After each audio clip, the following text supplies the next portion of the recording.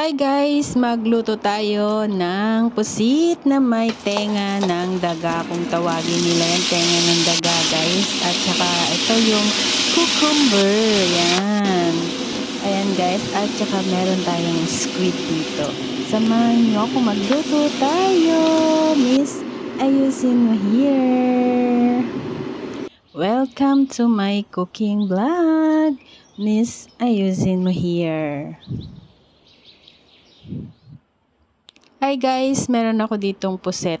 Ito yon, 4 na piraso. May 1 piraso ko dito na cucumber, ayan, at yung tenga ng daga, ayan, black ears, fungus mushroom kung tawagin yan guys. At hinugasan natin ito mabuti, binabad sa tubig. So let's start na tayo guys. So ito binalatan ko tong pipino and then tinanggal natin yung sa middle niya, yung buto-buto, at i-slice lang natin to guys. Ikakat lang natin ng ganito.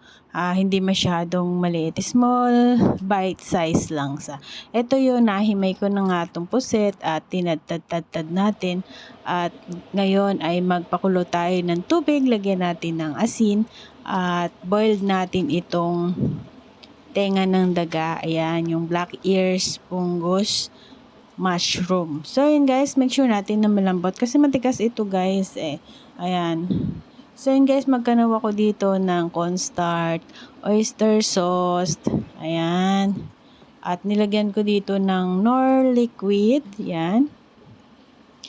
Sugar, salt, white pepper, and water. Ayan, and then i-mix lang natin to guys. Mix lang natin hanggang sa maghalo-halo na po yung ating sauce. Ito yung gagamitin natin na sauce mamaya. So yun guys, sasalain ko na nga itong black ears fungus. At pakukuluan ko lang din po itong ating squid.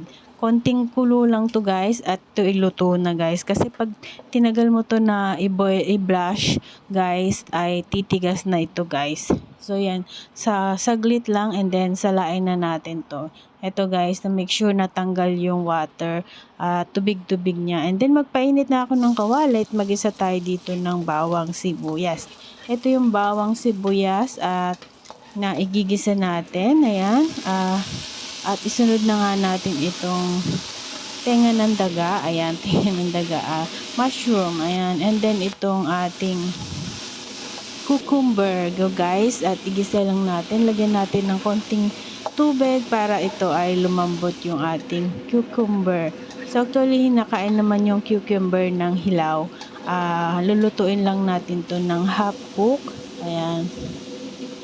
Ayan, kung bago ka pa lang sa aking channel, please give me thumbs up, like, share, and comment down below. Miss, ayusin mo here. Nilagay ko na nga po dito yung puset at yung ating oyster sauce. Ayan, yung ginawa nating sauce kanina. And then, stir lang natin. Haluin lang natin.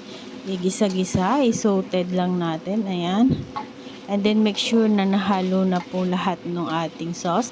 Ayan, ganun lang po kasimple at ganun lang kadali yung ating ulam today. At ilipat na po natin sa malinis na plates. Ayan. At sobrang bilis lang guys magluto ng gulay. Yan, healthy food. Ayan. Please give it thumbs up, like, share, and comment down below. Miss ayusin mo here, please. Thank you. Thanks for watching, everyone. I love you all. Miss ayusin mo here. Thanks for watching. And God bless po sa inyong lahat. See you to my next video, guys. I hope na nagustuhan niyo po yung aking